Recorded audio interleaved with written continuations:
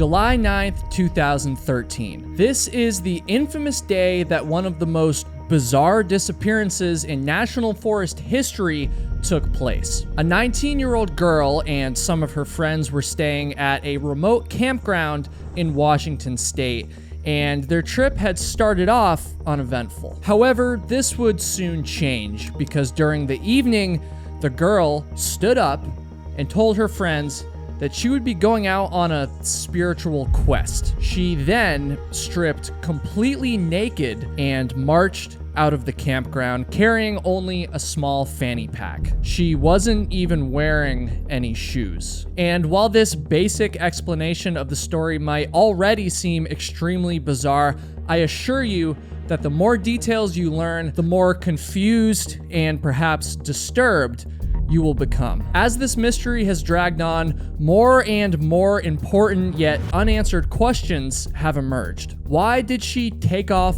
all of her clothes? Where was her intended destination when she left the campground? Had she taken any drugs before she departed? And perhaps the biggest question of all, what the hell happened to her? After Maureen Kelly left the campground, she would never be seen again. Her departure would mark the very beginning of a mystery that has lasted over a decade with no end in sight. This is the unsolved disappearance of Maureen Kelly and the unanswered questions that surround it. So, if you couldn't tell from that intro, this is one of the strangest stories I've ever covered on my channel. And one of the things that makes it so strange is the fact that there's not that much information out there on it. Now, don't get me wrong, it was covered by local news and briefly touched upon by national publications, and there's also been some Reddit threads talking about it, but I don't know, compared to a lot of the stories I've covered, this one, for whatever reason, hasn't received that much attention. And given the nature of this case, I really can't believe that more people aren't talking about it. And so my hope is that by making this video, we can do just that, get more people talking about it, and just maybe inch a tiny bit closer to a resolution for Maureen's loved ones. So that's the admittedly ambitious goal for this video, and I just want to say that I would not have been able to set that goal without the support of this video's sponsor, Aura. Now, what I'm about to say might scare you, and I promise that's not my intention here, but I'm also not gonna sugarcoat this. Your personal private information,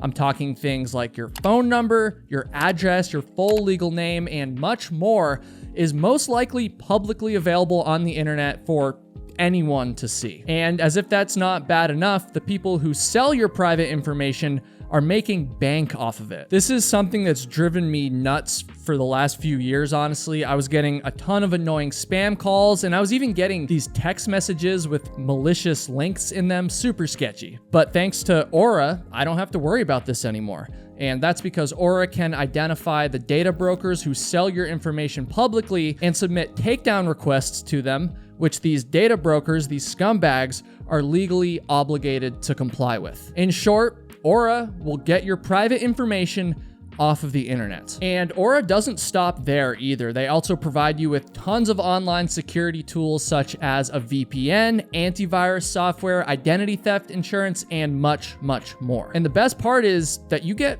all of that stuff for one affordable price, rather than having to buy and manage all these different tools individually. All you have to do is install one app and you're instantly more protected. Aura is your one-stop shop for all things related to online security and identity protection. So you can either let people continue to exploit and profit off of your private information, or you can go to aura.com/KyleHatesHiking and get yourself a 14-day free trial. You can also click the link at the top of the description. One more time, go to aura.com/KyleHatesHiking. Go get that free trial. And guys, when you click on that link, you'll also be doing us a massive favor here on the channel. Supporting our amazing sponsors is probably the best way to ensure that we can keep making these videos for you for free. So thank you, Aura. And with that said, let's get into the story. On June 9th, 2013, 19-year-old Maureen Kelly and some of her friends went camping in Washington state. They chose the Canyon Creek Campground, a remote spot located in the southwestern part of the state. Now, my understanding is that Canyon Creek Campground has since been closed, and I'm not exactly sure of the details. I saw some conversation on various Reddit threads talking about the road into the campground being damaged and impassable, but I also saw some comments saying you can still access the campground even though it's not officially open. I'm honestly not exactly sure what's going on there. Canyon Creek Campground is located in the Gifford-Pinchot National Forest, an area that encompasses well over 1 million acres and is home to most of Mount Adams, which is the second highest peak in Washington state. The Pacific Crest Trail also passes through Gifford-Pinchot National Forest, and by my best estimation, it runs some 15 miles east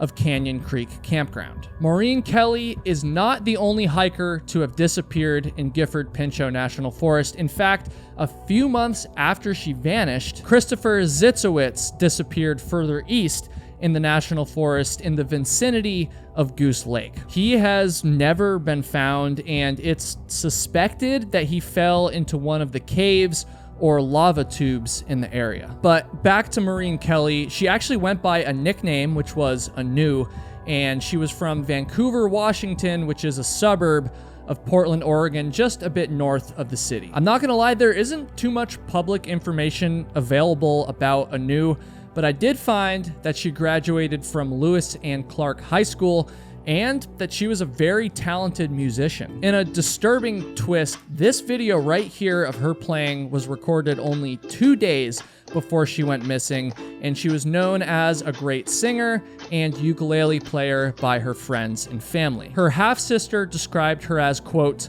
a very laid-back, carefree girl. Now, I swear I'm not trying to come across as insensitive here, but perhaps Anu was a bit too carefree, given the next series of events that I'm about to cover. On June 7th, 2013, just 2 days before her disappearance, Anu posted this on her Facebook page. I don't know the details and logistics of her camping trip, but clearly she found some people to go with, because the camping trip that she is referencing here would end up being the start of this entire mystery. I find this Facebook post incredibly disturbing. It's also reported that Anu called her half-sister before she left on the camping trip and asked her about borrowing some gear. She said that she was excited to go, and nothing on the call seemed suspicious or out of the ordinary. On June 9th, Anu and her friends made their way to campsite number 3 at Canyon Creek Campground, where they presumably set up and hung around for a while. Everything seemed completely normal until 5 p.m. rolled around. It's around this time that Anu announced to the group that she was going on a, quote, spiritual quest. It's unclear to me if she told the group when she was expected to return. One source stated that she told the group she would be back by midnight, but another source said that she never gave a return time, and so I'm not really sure. I am, however, sure of the next bizarre part of this story. After announcing that she would be going on this spiritual quest, Anu apparently stripped naked and headed off into the woods. And by naked, I really mean naked. She wasn't wearing any clothing. Apparently, she wasn't even wearing shoes, which I can't even imagine trudging off into the wilderness with nothing to protect my feet. That's wow. The only thing that Anu took with her was a small fanny pack, which apparently, I'm not exactly sure of the contents, but it's been reported that she had a knife, some matches, and a compass inside that fanny pack. Another thing that's unclear to me is how the friends she was camping with responded to her departure naked, but I did find this quote from Sheriff David Cox, who was involved in the investigation. He said, quote, Anu had talked about doing this spiritual quest for evidently quite some time. The folks that she was with, they felt that this was something she needed to do. Now,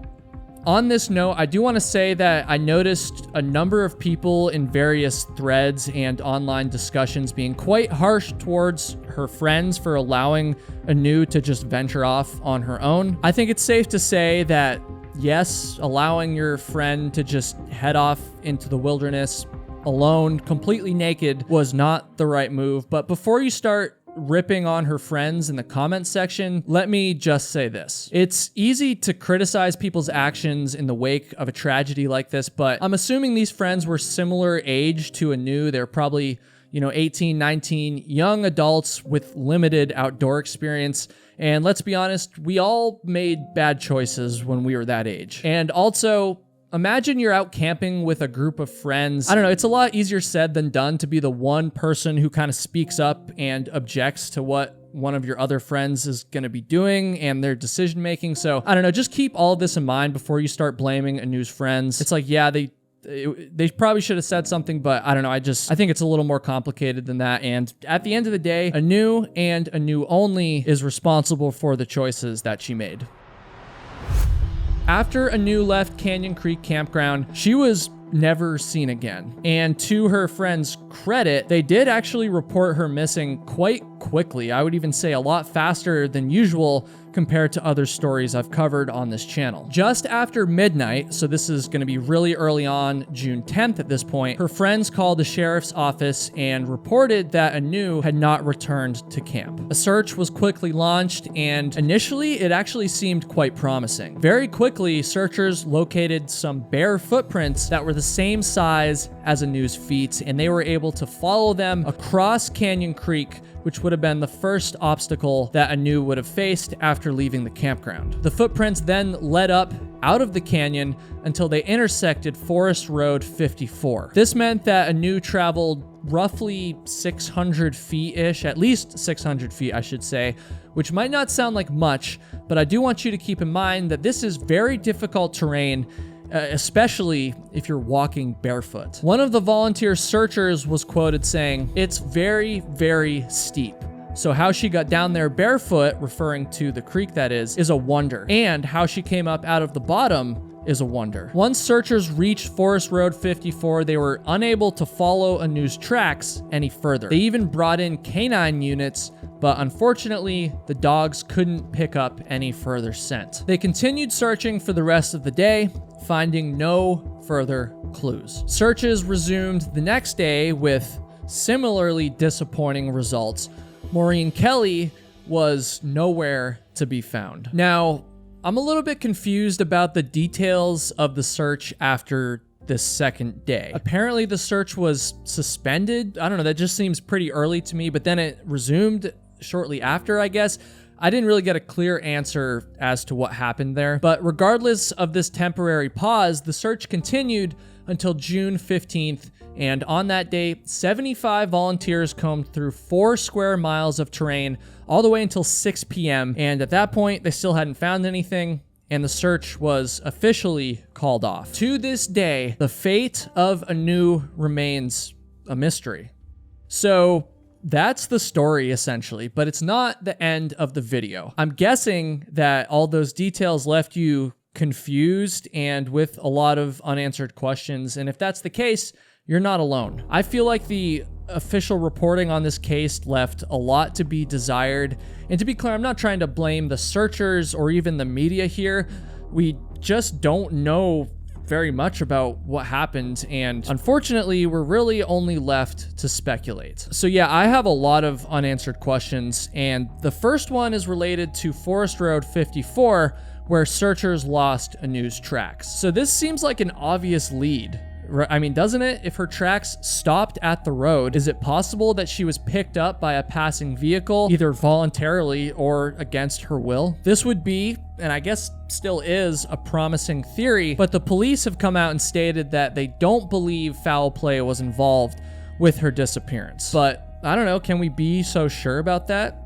It's also possible that if she got picked up at the road, it wasn't foul play, it was something else. And I did see some chatter online about her potentially getting picked up to go join a commune, but this just seemed like wild speculation to me. I don't really have any information about it, and so if anyone in the comments knows more about this, please let us know. Another question I have, and I want to be careful with this one, because again, this is just speculation and nothing more, but is there a chance that Anu was either intoxicated or on drugs when she wandered off into the woods? I did read one media report that stated the sheriff specifically said that there was no indication that she was on drugs at the time of her disappearance, and to be fair, that account is probably more credible than the next ones that I'm gonna mention. I do just want to say though, I read a number of comments online from people who claimed to have known Anu, who stated that she had in fact taken hallucinogenic drugs that evening that she disappeared. Now,